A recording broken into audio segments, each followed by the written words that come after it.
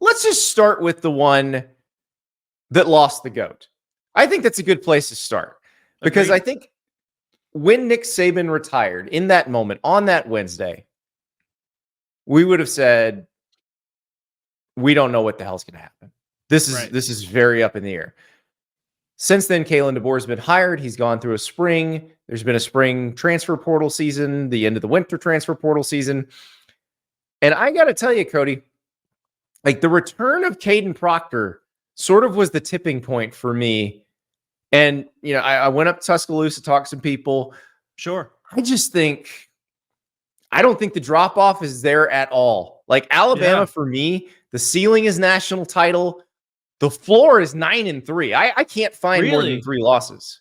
Interesting. Yeah. So when I looked at it, and I'll preface this, I think Bama potentially could have one of the bigger swings of any team in the country this year. Really? Now, do I think that it's likely that worst case scenario happens? No, I don't, because I don't think Kalen DeBoer has shown you anything different in any stop that he's had that they're going to struggle. However, this is the mountaintop, right? In terms of conferences, the SEC is the big bad guy.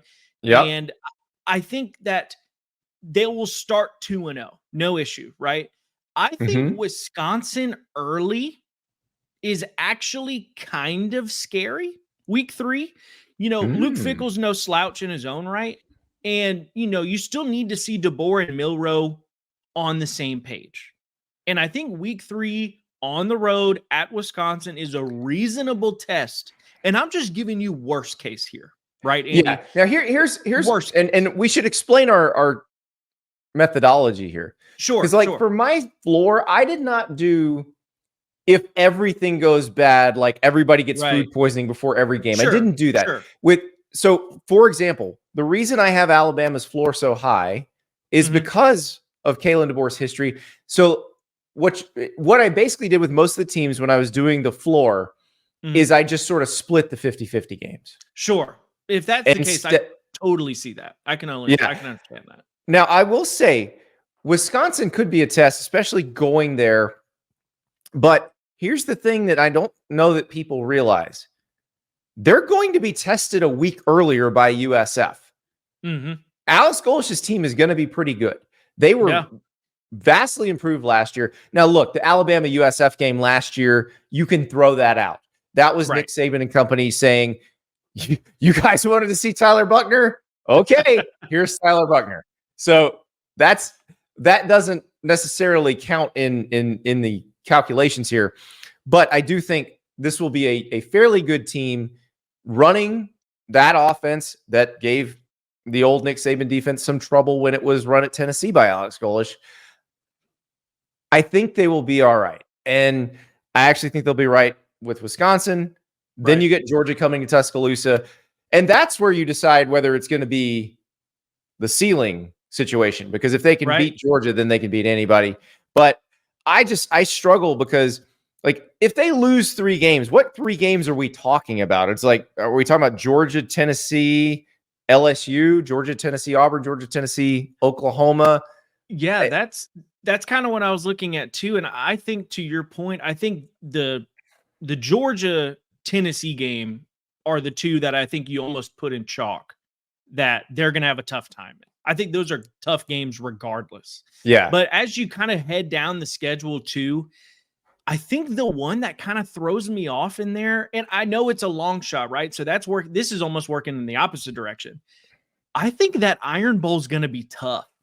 The way I don't disagree. I think the way Hugh Freeze is heading and the way they have sort of pieced together some of these skill guys on that offense, that's going to be a tough game, especially since it's at the end of the season and they have some of these guys that are young and they're basically going to be complete.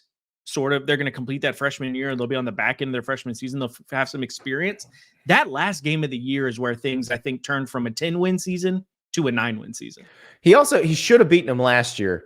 Right. That game being in Tuscaloosa, though, it changes that a little bit. At Oklahoma is another one.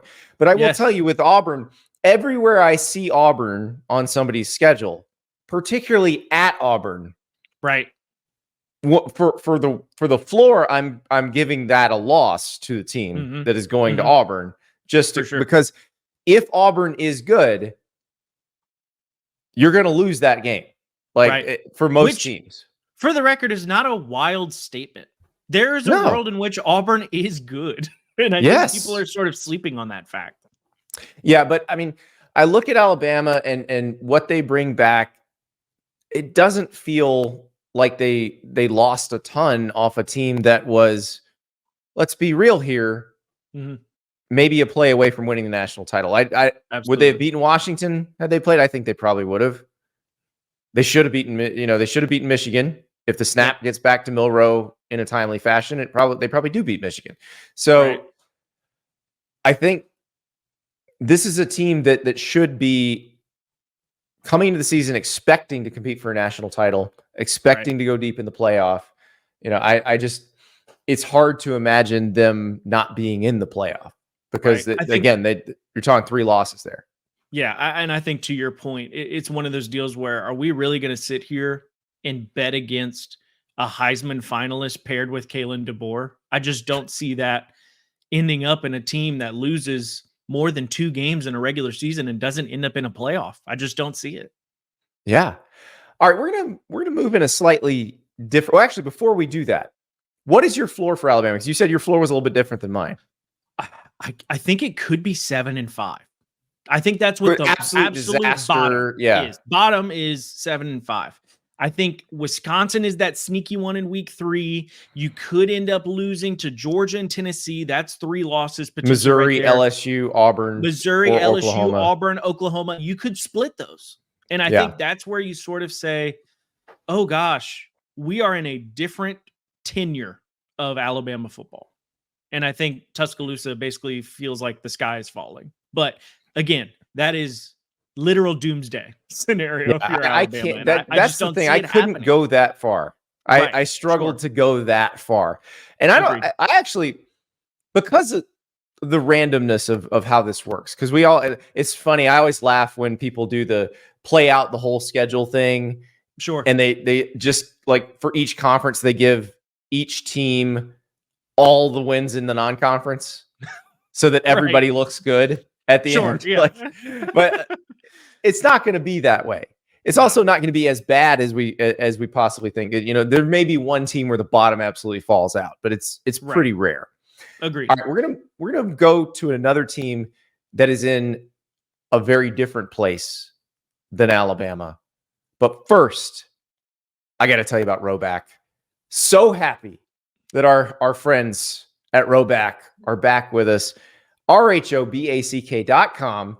Your first order, use the code Andy for 20% off. The performance hoodies, I'm wearing my green performance hoodie right now, brings out my eyes. It's also the one where I caught a pass at the Alabama-Texas A&M game a couple years ago. Yeah, thank you, Haynes King, for throwing me that ball. Caught it one-handed, got it on video. Rowback just makes you a better athlete. In fact, Jalen Milroe, Alabama quarterback, is a Rowback athlete. So if you want to look as good as me or as Jalen Milroe, who looks a little better than me, hoodies, polos, Q-zips, shorts, you name it. The hoodies, perfect for everything, perfect for any season, spring, summer, you name it. 20% off your first order with the code Andy at rowback.com. That's RHOBACK.com. Thank you so much for watching. Just a reminder, subscribe to this channel right here so you never miss an episode of Andy Staples on 3. And oh, by the way, watch all the other great videos on the On3 Sports YouTube channel.